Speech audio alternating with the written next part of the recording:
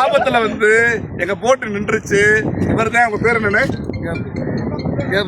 கேப்ரலி அவர்ன்றவர் வந்து காப்பாத்தினாரு. ரொம்ப மிக்க நன்றி. தேங்க்யூ.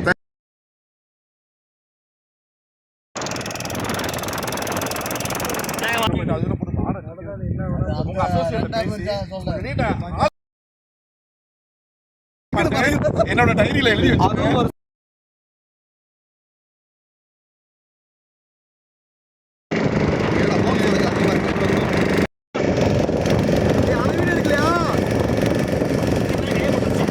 சமைக்கிறதுக்கான எல்லா பொருளும் தூக்கிட்டு போயிட்டு இருக்கோம். இங்க ஒரு கடல், இங்க ஒரு கடல் பாருங்க. ரெண்டுக்கு நடுவுல ஒரு சாலை போகுது, ரோடு.